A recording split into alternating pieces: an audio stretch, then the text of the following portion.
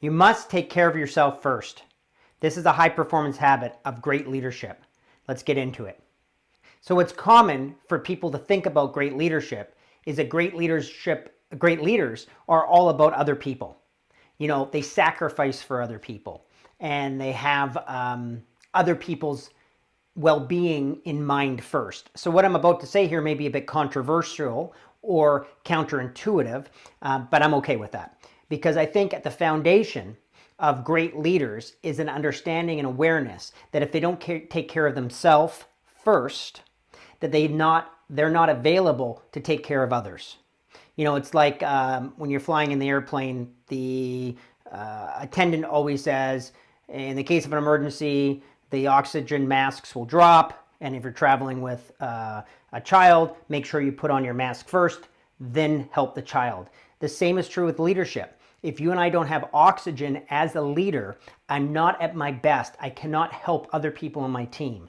So often early in our careers, we may fall into the pit of, you know, like a pitfall. We may have a pitfall in that we have this kind of martyr syndrome, like we're giving everything to our team and we don't have any time for ourselves or our families or our hobbies. We're a workaholic and we may say to ourselves, we're only here in service of others, and that's why I'm so darn tired, overworked, and quite frankly, pissed off with life to some degree, okay? Or at least mildly annoyed and dissatisfied.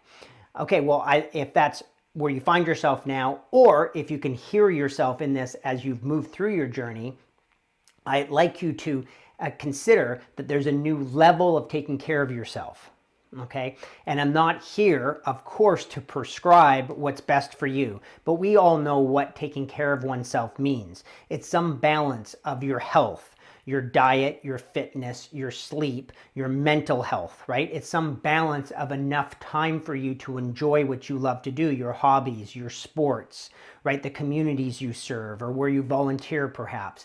It's the family time that we prioritize, that we never think that we're sacrificing something for something else. It is possible to have that all work, and it starts with your mindset.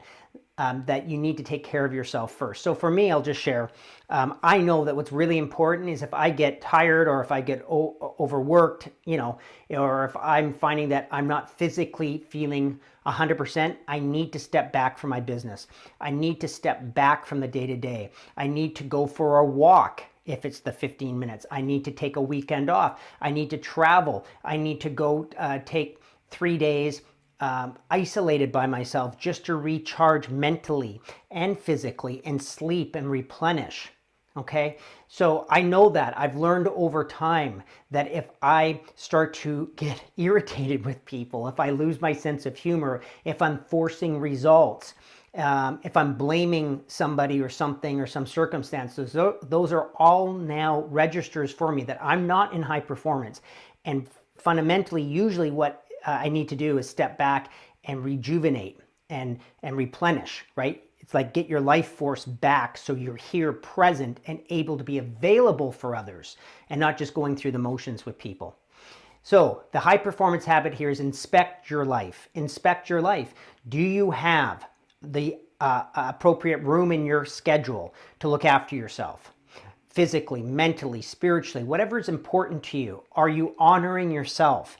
And are you dealing with it that if you're not fully here and available for others, you're really doing them a disservice. So yes, we want to serve others. And I'm clear, and I'm inviting you to be clear for yourself, that if you're not 100% and if you're not committed to being well, then you're really not available to give your best self to others. A high performance habit or practice is to look in your life and to put in something perhaps out of this conversation that would make a difference for you in being more available for others by looking after yourself first.